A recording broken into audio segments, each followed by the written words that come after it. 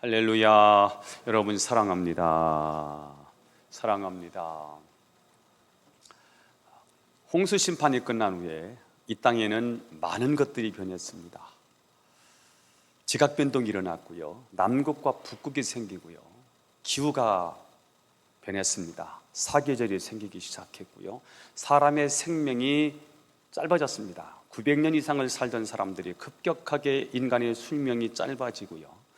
짐승들도 함께 놀다가 짐승들이 싸나워져서 사람들을 해치려는 그런 마음이 들기 시작했고요. 자, 이렇게 열악해진 환경 속에서 살아야 되는, 새롭게 시작해야 되는 노아 가족을 위해서 하나님께서 처음으로 사용하신 단어가 오늘 본문에 등장하는데요. 그 단어가 언약이라는 단어입니다. 오늘 본문에 7번씩이나 반복해서 사용하는 단어 언약이라는 단어고요. 최초로 성경에 오늘 9장에서 드디어 하나님이 언약이라는 단어를 가지고 우리를 다루시는 모습을 볼 수 있습니다. 자, 언약이라는 단어는 히브리어로 베리트라고 하는 단어인데요. 자르다, 끊다라는 뜻을 가지고 있습니다. 고대 사회에서 쌍방 간의 언약을 맺으려고 하면 어떤 의식을 거행하면서 언약 체결식을 거행하느냐 하면 짐승을 잡아서 반으로 쪼개고요. 그리고 벌려놓고 그 가운데로 지나가는 것으로 언약을 맺습니다.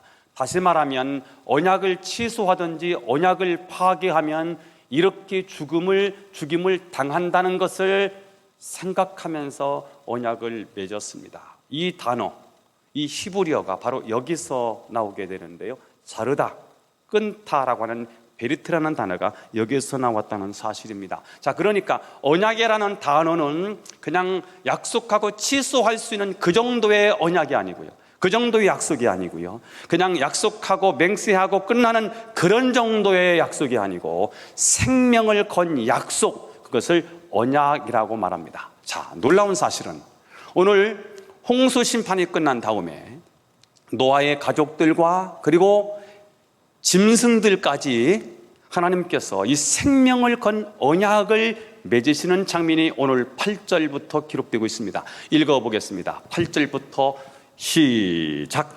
하나님이 노아와 그와 함께한 아들들에게 말씀하여 이르시되 내가 내 언약을 너희와 너희 후손과 너희와 함께한 모든 생물 곧 너희와 함께한 새와 가축과 땅의 모든 생물에게 세우리니 방주에서 나온 모든 것 곧 땅의 모든 짐승에게니라. 아멘. 하나님이 이런 언약을 맺으실 이유가 있을까요? 하나님 뭐가 부족했어? 뭐가 아쉬웠어? 하나님을 등진 인간들, 심판으로도 해결될 수 없는 이 죄성을 가진 인간들을 향해서 무엇 때문에 생명을 걸고 이런 언약을 맺어야 할까요?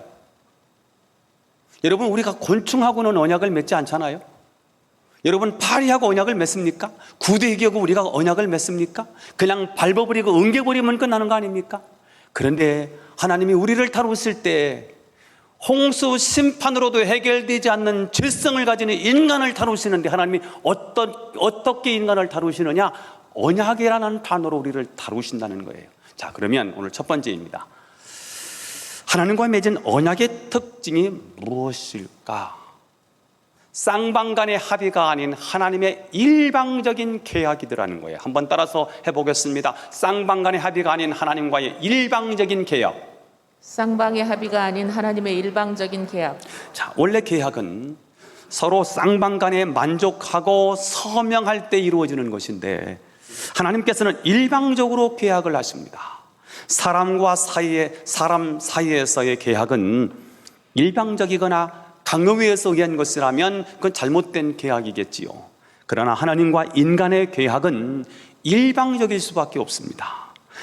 비슷한 수준의 사람끼리는 쌍방 간의 합의에 의한 그런 계약이 가능하지만 그러나 절대자와의 계약은 이것은 당연히 일방적일 수밖에 없지요.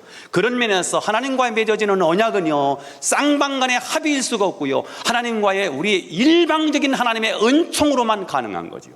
믿으십니까? 아멘. 여러분, 그럴 이유가 없는데 하나님이 우리에게 언약을 맺으셨습니까? 언약을 맺으셨습니다. 이 언약은 생명을 걸고 하는 언약이거든요. 그럴 이유가 없는데 왜 하나님은 우리를 그렇게 대하실까요? 하나님을 등지고 하나님 배반해 버린 죄인, 그런 존재를 왜 하나님은 우리에게 언약으로 대하실까요? 하나님은 그만큼 우리를 사랑하신다는 것입니다. 아멘. 이 쌍방적인 합의가 아닌 일방적인 계약은요, 이건 하나님의 은혜입니다. 아멘. 이건 하나님의 축복입니다. 아멘. 우리를 사랑하신다는 근거인 것입니다. 아멘. 여러분, 부모가 자녀를 키울 때 계약을 맺고 자녀를 키웁니까? 부모는 조건 없이 일방적으로 사랑을 베풀면서 자녀를 키우는 것입니다.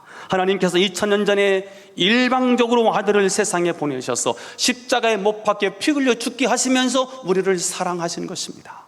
오늘 하나님께서 노아에게 일방적으로 계약을 맺으십니다. 이것은 은혜인 것입니다. 이것은 하나님이 우리를 사랑하신 증거입니다. 세상 사람들은 네가 나를 사랑하면 나도 너를 사랑할게 라고 말합니다. 그러나 하나님은 우리가 드리는 것이 없는데, 사랑받을 만한 가치도 없는데, 구원받을 만한 공로를 세운 것도 아닌데 하나님께서 우리를 일방적으로 사랑하십니다. 우리가 하나님을 믿는다고 말하지만 사실은 하나님께서 우리로 하여금 예수를 믿게 하신 것입니다. 아멘. 우리가 하나님을 위하여 찬양하고 봉사하고 헌금도 한다고 하지만 사실은 우리가 하나님을 위해서 하는 것이 아니라 하나님께서 먼저 우리를 위해서 엄청난 일을 행하신 것입니다. 아멘. 아니, 창세 전에 그분은 우리를 이미 택하셨고요, 우리를 사랑하시기로 작정하시고 사랑하신 것이고요, 이미 우리를 복을 주시기로 정하시고 우리에게 복을 주시는 것입니다. 아멘. 이것이 일방적인 하나님의 은혜요, 일방적인 하나님의 사랑이요, 일방적인 하나님의 축복인 줄로 믿기를 축원합니다. 아멘. 하나님은 이런 일방적인 은혜를 노아에게 오늘 베풀어 주시는 것입니다. 하나님께서 노아에게 말씀하십니다. 내가 네게 복을 줄 거야. 내가 너에게 복을 주고 또 복을 줄 거야. 너희 자손들은 생육하고 번성하고 땅에 충만할 거야. 이제 상황이 바뀌었어. 환경이 바뀌었어. 초식만 먹고 살 수 없을 거야. 이제 육식을 먹는 것을 허용할 거야. 짐승들이 싸나와서 너희들에게 덤벼들 거야. 내가 그거 다 막아줄게. 두려운 마음을 주어서 내가 다 막아줄 거야. 살인이라든지 어떤 일도 없도록 내가 막아줄 거야. 이 언약, 특별히 오늘 다시 언약을 줄 텐데, 이 언약은 내가 요청해서 주는 게 아니라 나의 사랑 때문이다, 나의 은혜로 일방적으로 준 축복의 계약이다, 이렇게 말씀을 하시는 거예요. 자, 여러분이 하나님을 사랑했기 때문에 하나님이 여러분을 사랑하신 게 아니에요. 하나님이 먼저 사랑하신 겁니다. 아멘. 여러분이 기도했기 때문에 하나님이 여러분에게 도움을 주는 게 아니에요. 하나님은 일방적으로 여러분을 사랑하신 것입니다. 아멘. 그리고 여러분을 격려하시면서 하나님의 자녀로서의 삶을 살도록 격려하시고 인도하시고 축복해 주시는 저와 여러분의 따뜻한 하나님의 사랑을 느껴지기를 축원합니다. 아멘. 로마서 5장 8절 이렇게 기록되어 있죠. 시작.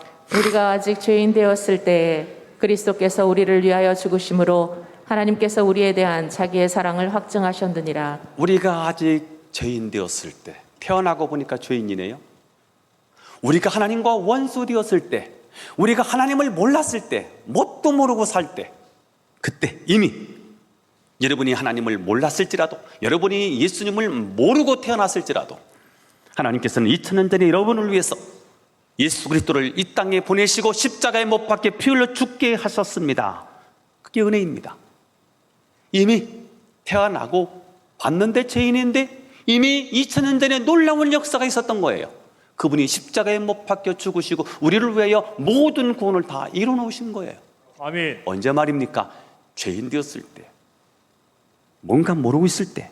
자, 오늘 노아도 하나님 앞에 뭐 별로 한 게 없습니다. 뭐 예배 한번 드린 건데요, 하나님은 조건 없이 노아에게 복을 주시고 그를 보호해 주셨습니다. 왜 그렇게 하십니까? 언약을 맺었기 때문이에요. 이 언약은 어떤 언약이지요? 생명을 건 언약이에요. 그래서 성경에 약속이라는 단어보다요 더 강렬한 단어는 언약이라는 단어인데, 하나님이 우리에게 사용하시는 단어가 언약이라는 단어고요. 그리고 아브라함과도 언약을 맺고요, 이스라엘 백성들에게도 또 언약을 맺고 언약에 파괴되면 또다시 언약 체계를 하게 만들고요. 언약 안에서 언약대로 하나님께서 복을 내려주시겠다고 말씀하시는 거예요. 자, 그런데 이 언약은 일방적이다라는 거지요. 왜요? 수준이 안 맞으니까요. 그래서 하나님이 수준을 낮추셔서 나도 생명을 걸고 너도 생명을 걸고 이 약속을 지키자. 축복이에요. 우리에게는 이건 정말 은혜의 파격이지요. 이런 은혜가 어디 있습니까? 저는 여러분이 주체할 수 없는 하나님의 은혜, 감당할 수 없는 이 하나님의 은혜를 기억하시면서 그분의 위대하심을 찬양하며 경배하는 하나님의 거룩한 백성들이 될 수 있기를 예수님의 이름으로 축원합니다. 아멘. 두 번째입니다. 자, 그러면 언약의 내용이 뭐냐 이거예요. 하나님과 인간 사이에 맺어진 언약, 쌍방간의 언약이 아니라 이 언약은 일방적인 언약인데 이 언약의 내용이 뭐냐? 물로 세상을 심판하지 않겠다는 것입니다. 11절을 읽겠습니다. 시작. 내가 너희와 언약을 세우리니 다시는 모든 생물을 홍수로 멸하지 아니할 것이라. 땅을 멸할 홍수가 다시 있지 아니하리라. 자, 하나님은 물로 세상을 심판하지 않겠다고 약속하셨습니다. 이 약속이 왜 이렇게 중요할까요?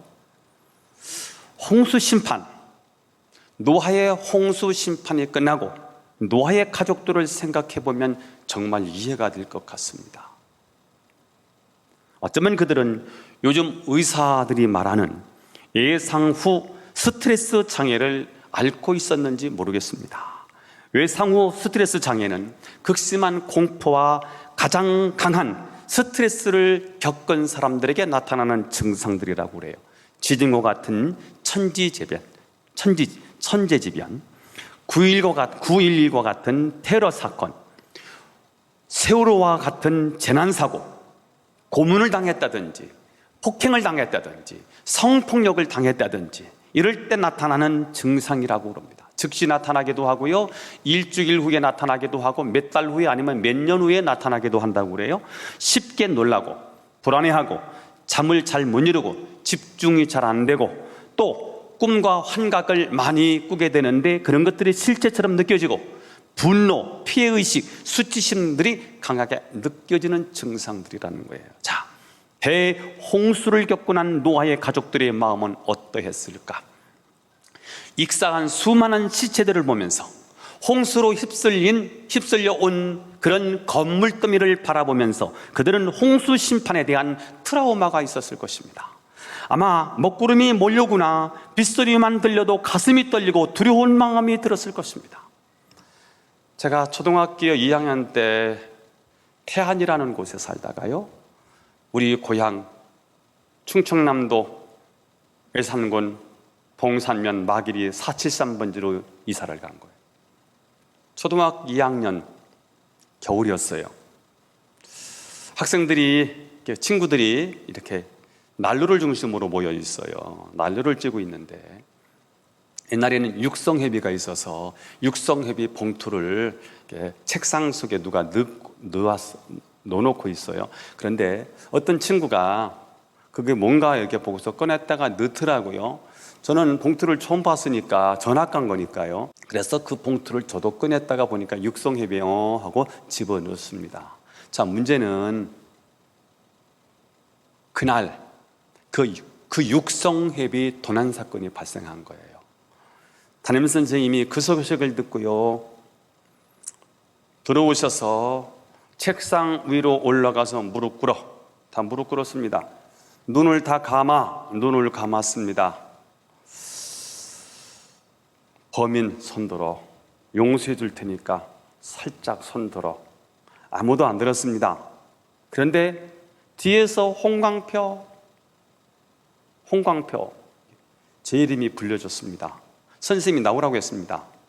저보고 그 육성회비 봉투를 만졌냐고 물었습니다. 저는 안 만졌다고 했습니다. 생각이 안 났어요. 제가 얼마나 두려운지요. 초등학교 2학년 때 제가 부모님한테 배운 거는 과수원 지나갈 때 쳐다보지도 말라고 그렇게 배웠던 사람인데, 도덕질의 도자, 디귿자도 모르는 사람인데 제가 도둑놈으로 몰려가지고 끌려 나온 겁니다.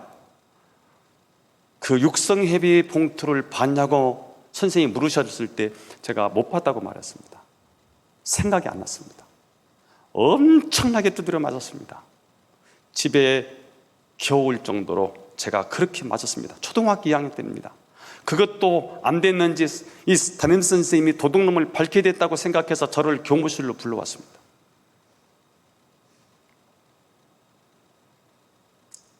그리고는 그날 밤에 제가 잠을 못 이루고요, 너무 고통스럽고 괴로워서 그 일을 처음부터 하나씩 되새기면서 그제서 제가 육성회비 봉투를 만진 게 생각이 났습니다.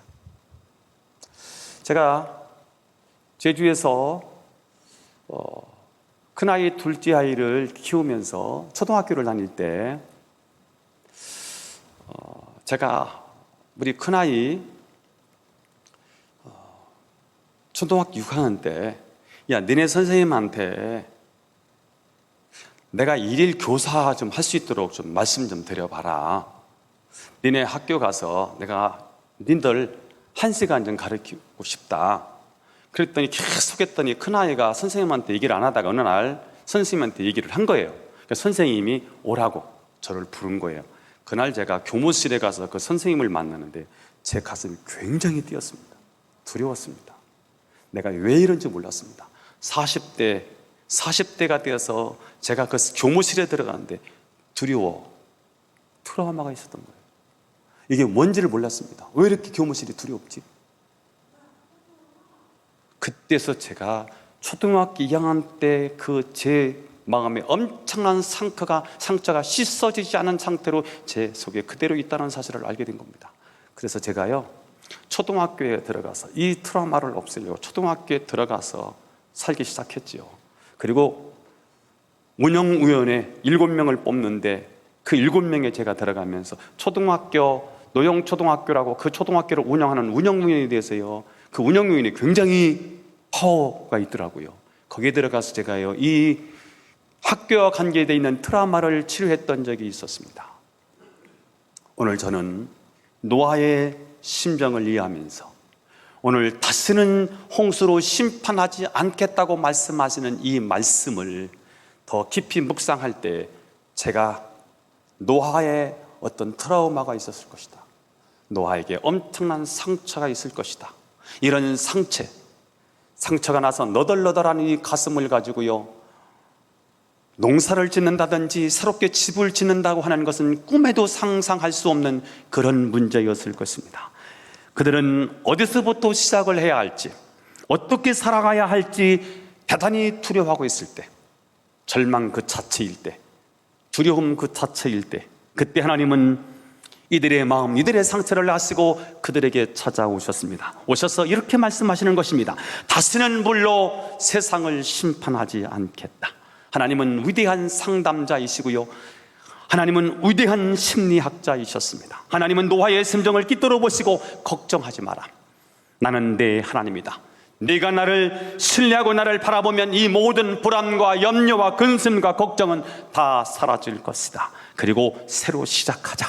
나를 의지하고 나를 바라보고 새로운 세계를 한번 만들어 보자. 그의 마음을 위로하시면서 상처난 그들의 마음을 보담아 주시면서 다시 한번 용기를 심어주는 메시지, 다시는 심판하지 않을 거야. 다시는 물로 이 세상을 태웁지 않을 거야. 그러면서 그의 상처를 위로해 주시고 만져주셨습니다. 그분이 저와 여러분의 하나님이신 줄 믿습니다. 아멘. 주는 내 마음을 고치시고 볼 수 없는 상처 만지시네. 누가 말입니까? 저와 여러분이 하나님이. 그분이 나를 아시네요. 나를 이해하십니다. 그래서 내 영혼을 새롭게 하시는 분이 전능하신 최고의 상담자, 바로 저와 여러분이 하나님이신 줄로 믿게 되기를 축복합니다. 아멘. 여러분, 구원의 복이 무엇입니까? 미래에 대해서 안심하는 것입니다. 노아에게는 두려움, 공포, 절망, 좌절에서 벗어나서 하나님과 함께 미래의 세계를 향하여 새롭게 시작하는 일이 필요했습니다. 그래서 하나님은 노아에게 다시는 홍수로 멸하지 않을 테니 다시 시작하라 하는 말씀을 주시면서 노아의 마음을 치료하실 이유가 있었습니다. 여러분은 미래에 대한 자신감이 있으신지요? 사후 세계에 대한 평안함이 있으신지요? 그렇습니다. 믿음은 바로 이것을 줍니다. 구원은 우리에게 안심을 주는 것입니다. 세상 사람들은 성공하고 실패하고 건강하고 병드는 것 때문에 감정이 오르락내리락 하루에도 몇 번씩 이것을 반복하면서 살아갑니다. 그러나 하나님을 믿는 저와 여러분은 하나님께서 함께 하시기 때문에 두려움으로부터 자유케 되는 것입니다. 오늘 하나님은 노아의 가족의 두려움을 치료하셨습니다. 그들의 아픔, 그들의 상처를 우리 하나님이 치료해 주셨습니다. 상처를 치료하고 그 다음에 일을 해야 될 거 아닙니까? 이렇게 마음이 주저앉아서는요, 마음이 무너져서는요, 다시 시작할 수 없습니다. 이때 하나님이 찾아오셔서 다시는 물로 심판하지 않을게, 이제 시작하자, 이렇게 말씀하시는 것입니다.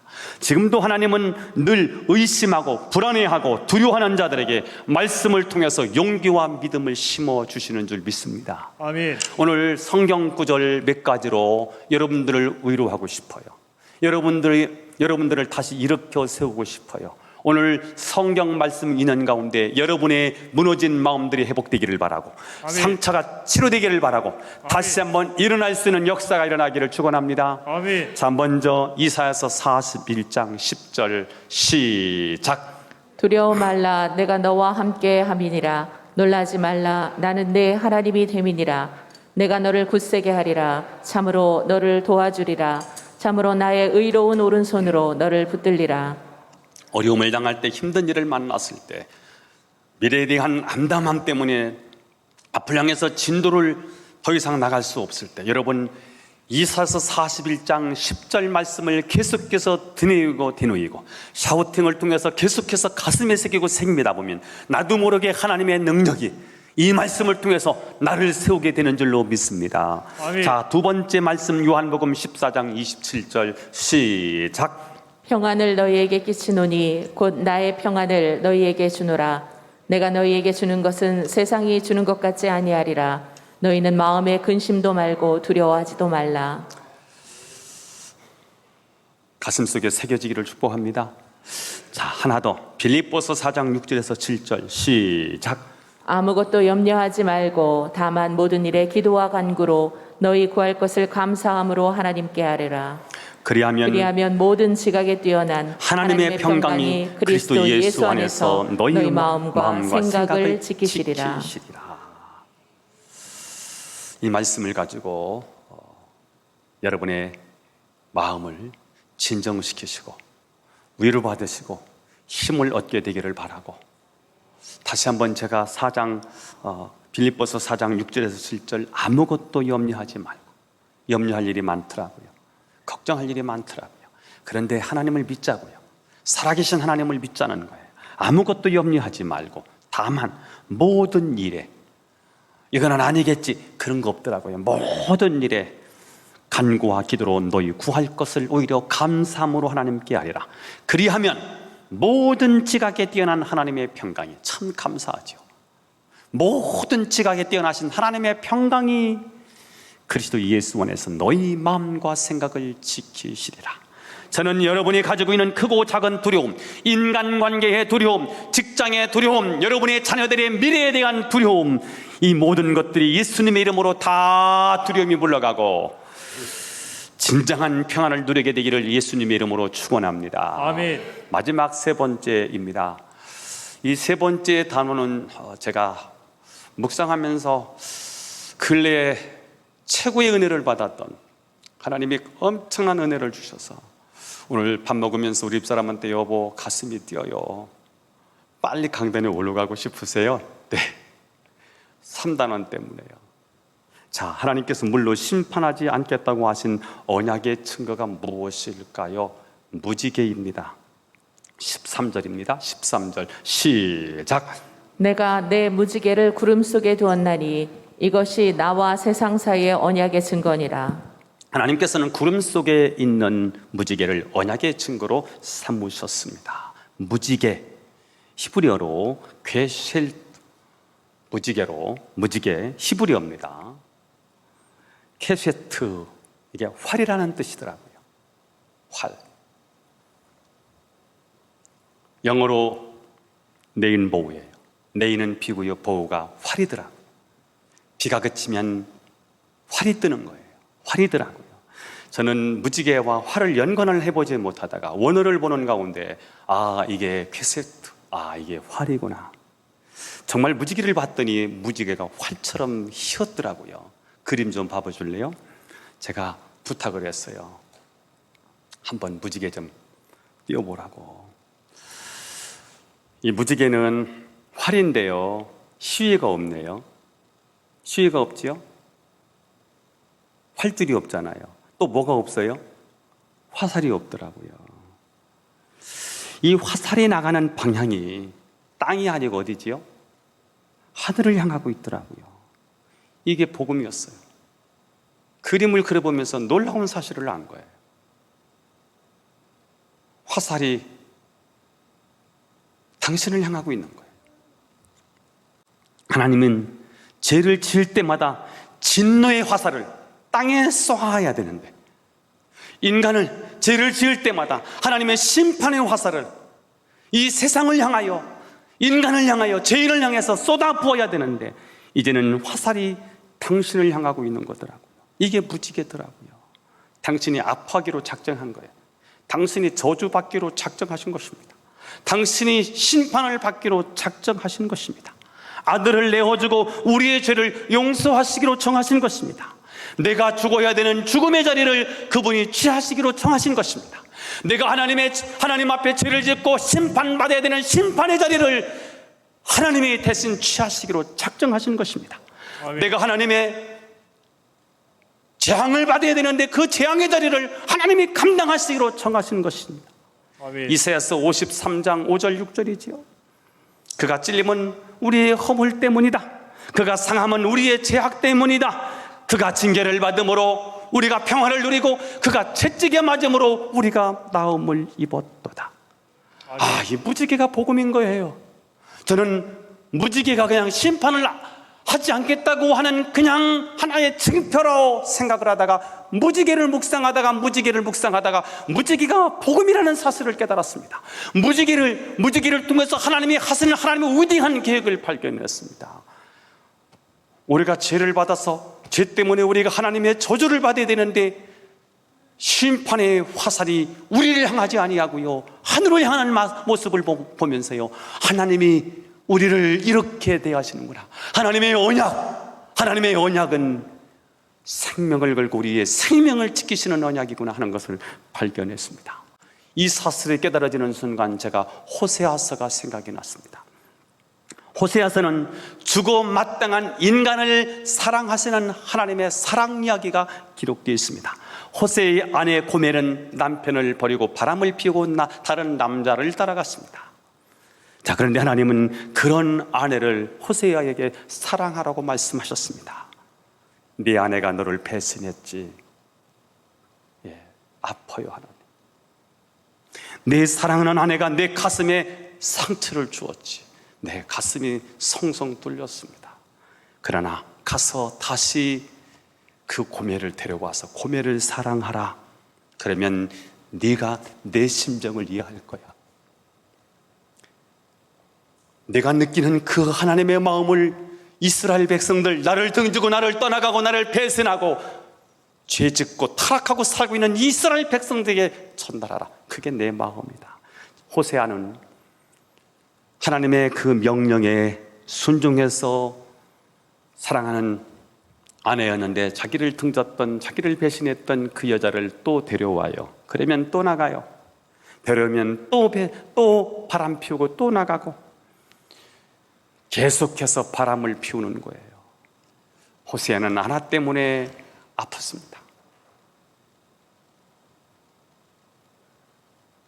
사랑하라고 해서 사랑하는데 사랑의 배신 앞에 너무 아팠습니다. 이것이 바로 하나님의 고통이라는 사실을 알게 되었습니다. 호세는 개인적인 고통을 통해서 하나님의 고통을 알게 되고요, 우리를 향하신 하나님의 사랑이 그럼에도 불구하고의 사랑이라는 사실을 깨닫게 되었습니다. 너희들이 나를 버렸음에도 불구하고, 너희들이 나를 외면하고 배신했음에도 불구하고 나는 결코 너희를 포기하지 않는다. 그래서 내 자신을 내어주고 너희를 건져낼 것이다. 이것이 하나님이 우리에게 베풀어 주신 사랑입니다. 이것이 조건을 초월한 하나님의 절대적인 사랑입니다. 요한복음 3장 16절, 하나님이 세상을 이처럼 사랑하사. 여러분, 이 세상을 이처럼 사랑하실 이유가 없습니다. 나를 버리고 가시는 님은 심리도 못 가서 발병 나라. 이게 우리의 심보입니다. 이게 우리의 정서입니다. 이렇게 될 때 우리의 가슴이 편해지는 것입니다. 인간의 본능이라는 게 그런 것입니다. 하나님이 인간의 본능 우리를 사랑하셨다면요, 우리를 그렇게 사랑할 수 없을 거예요. 그런데 이처럼 사랑하셨다는 말이 무엇입니까? 독생자를 주셨으니, 독생자를 아낌없이 우리에게 내어주신 사랑, 이 위대한 사랑은 세상에 없는 사랑입니다. 이 사랑은 하나님이 우리를 위해서 하신 사랑입니다. 이 사랑을 한마디로 우리는 십자가라고 말하는 것입니다. 아멘. 우리는 그럴 만한, 그 사랑을 받을 만한 조건이 없습니다. 그런 사랑을 받을 만한 자격도 없습니다. 그런데 자신의 모든 것을 내어주시고 하나님께서 보여주신 십자가의 사랑이야말로 사랑의 절정입니다. 사랑의 클라이막스입니다. 아멘.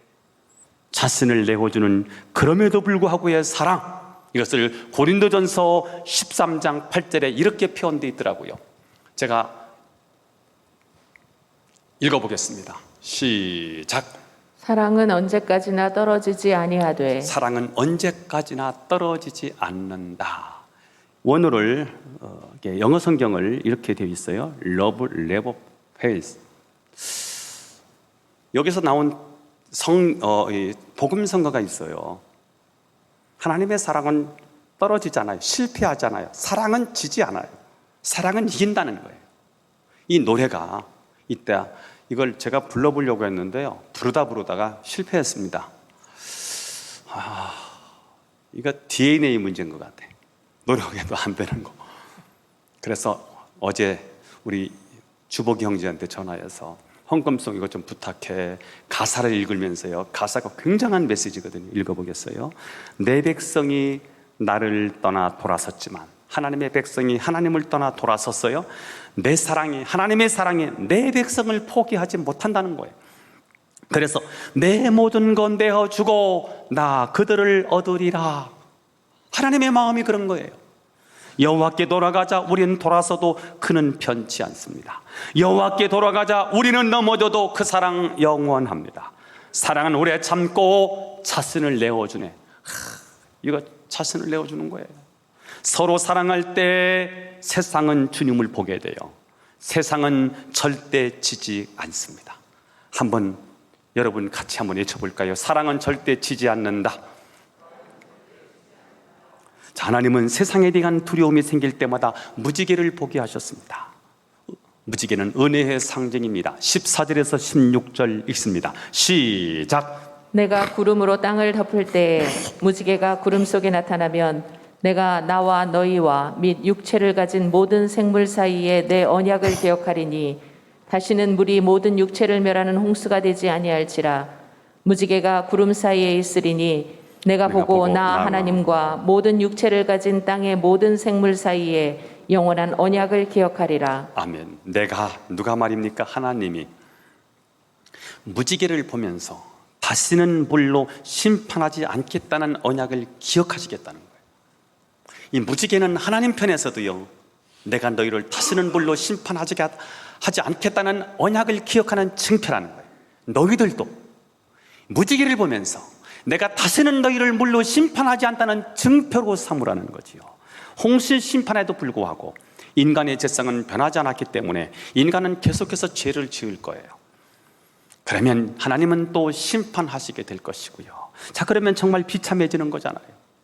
그래서 하나님은 이 세상에 존재하는 동안 다시는 홍수로 심판을 하지 않겠다는 약속을 하십니다.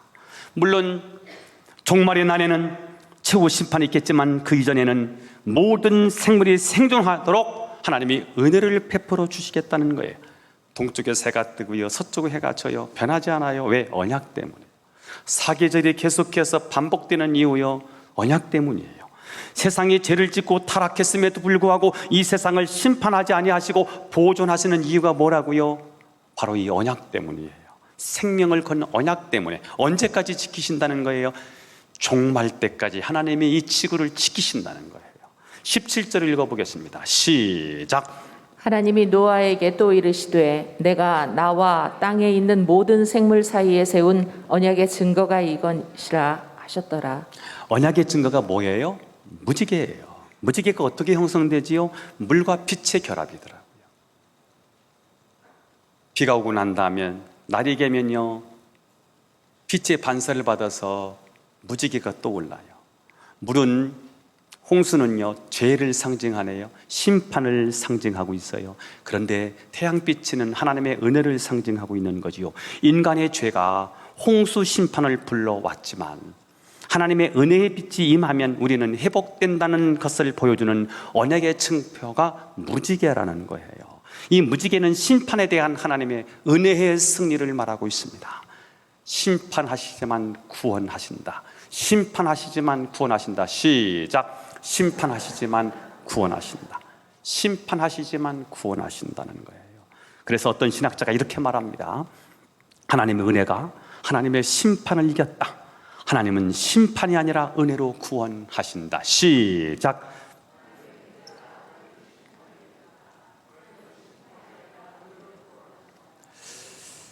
자, 노아 시대는 언약의 증거가 무지개였기 때문에 그것을 바라보면서 하나님과의 약속을 기억했습니다. 자, 그러나 신약 시대에는 십자가가 언약의 증거입니다. 이제 우리는 무지개가 아니라 갈보리 언덕에서 우리를 위해 피 흘려 돌아가신 예수님의 십자가를 바라봐야 되는 것입니다. 십자가 십자가 내가 처음 볼 때에 나의 마음의 큰 고통 사라져 오늘 믿고서 내 눈 밝아하네 참 내 기쁨 영원하도다. 십자가 십자가 내가 처음 볼 때에 나의 마음의 큰 고통 사라져 오늘 내 눈이 밝았네요. 이게 십자가라는 거예요. 십자가의 능력이라는 거지요. 십자가가 우리의 근본적인 문제를 해결하신 거예요. 선행으로도 해결되지 않아요. 우리의 종교적인 어떤 행위를 통해서도 해결되지 않았던 우리의 죄와 저주와 재앙과 심판과 죽음의 문제를 십자가가 다 해결해 주었다는 거예요. 그래서 우리는 찬양할 수밖에 없어요. 이 대목에서 찬양이 생각났어요. 날 위하여 십자가의 중한 고통 받으사 대신 죽은 주 예수의 사랑하신 은혜여 보배로운 피를 흘려 영영 죽을 죄에서 구속함을 받은 우리 어찌 찬양 안 할까. 십자가를 통해서 우리가 구원받은 사실이 깨달아지고 느껴지면요 찬양이 나오지요. 여러분에게 십자가는 무엇입니까? 십자가는 우리를 구원하신 언약의 증거입니다. 십자가는 우리를 사랑한다는 하나님의 징표입니다. 하나님은 우리가 아파할 때 나물러라 하는 분이 아니라 가슴이 터질 것 같은 심정으로 우리를 바라보시면서 다가와 손을 내미시는 분이십니다. 나의 등 뒤에서 나를 도우시는 주, 나의 인생길에서 지치고 고나여 매일처럼 주저앉고 싶을 때 나를 밀어주시네. 지치고 곤하여 넘어질 때면 다가와 손 내미시네. 다가와 손 내미신대요. 일어나 걸으라. 주님이 도와주신대요. 정리입니다. 코로나 때문에 많이 힘듭니다. 경제적으로 많이 힘든 분도 계실 것입니다. 삶이 자꾸만 피폐해지고 미래가 암담하고 두려운 분도 계실 것입니다. 여러분, 무지개의 언약을 기억하십시오. 오늘 십자가의 언약을 기억하십시오. 고린도 전서 1장 18절로 오늘 설교를 마무리합니다. 시작. 십자가의 도가 멸망하는 자들에게는 미련한 것이요 구원을 받는 우리에게는 하나님의 능력이라. 십자가는 능력입니다. 오늘 십자가가 여러분을 살리는 능력이 되어서 증거 가지고 증인의 삶을 사는 저와 여러분이 될 수 있기를 축원합니다. 기도드리겠습니다. 하나님 감사합니다. 말씀 주셔서 감사합니다. 깨닫고 승리하게 하옵소서. 예수님의 이름으로 기도하옵나이다. 아멘. 자, 우리 이주복 우리 형제 찬양으로 하나님께 영광을 돌리고 헌금 의원들 안내해 주시겠습니다.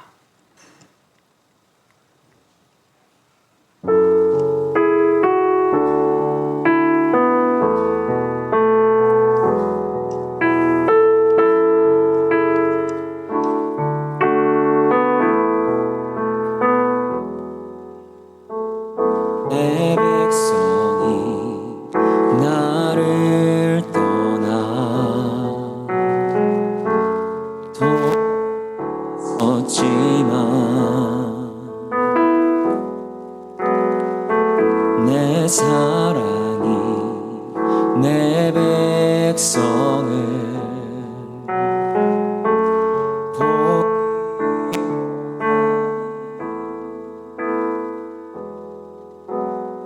모든 것 내어주고 나 그들을 얻으리라. 여호와께 돌아가자. 우린 돌아서도 그는 변치 않네. 여호와께 돌아가자. 우린 넘어져도 그 사랑 영원.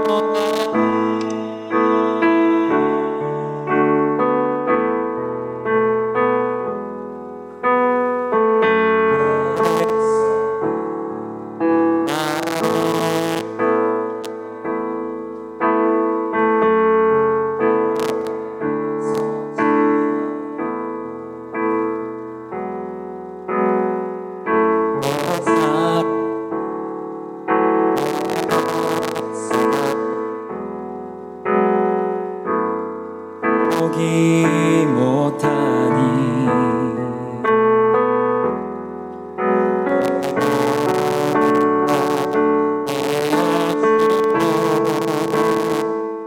나 그들을 얻으리라. 여호와께 돌아가자. 우린 돌아서도 그는 변치 않네. 여호와께 돌아가자. 우린 넘어져도 그 사랑 영원하네. 사랑은 오래 참고 자신을 내어주네. 서로 사랑할 때 세상은 주보내. 사랑은 절대 지지 않네. 여호와께 돌아가자.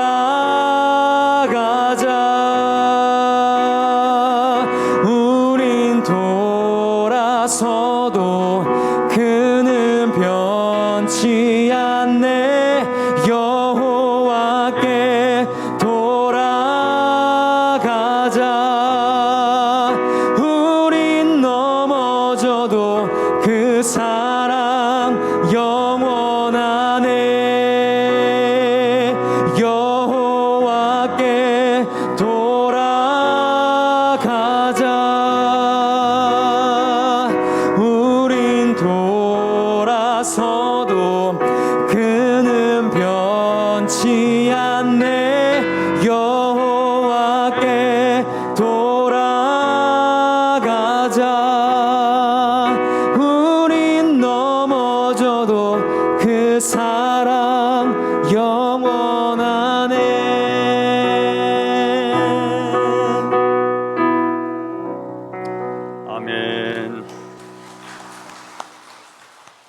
하나님 감사합니다.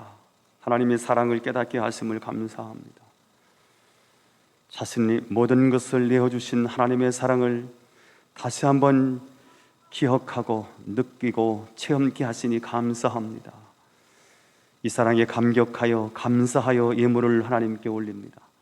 우리의 마음을 담고 정성을 담은 예물에 성령의 기름 부으심이 있기를 원하고, 쓰여주는 곳에 주님의 나라가 임하게 하시고, 바친 손길들, 저들의 마음, 저들의 경영, 저들이 하는 모든 일들에 주님이 개입하셔서 넘치게 하시고 풍성케 하옵소서.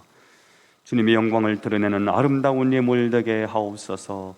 축복하며 예수님의 이름으로 기도하옵나이다. 아멘. 교회 소식을 함께 나누겠습니다.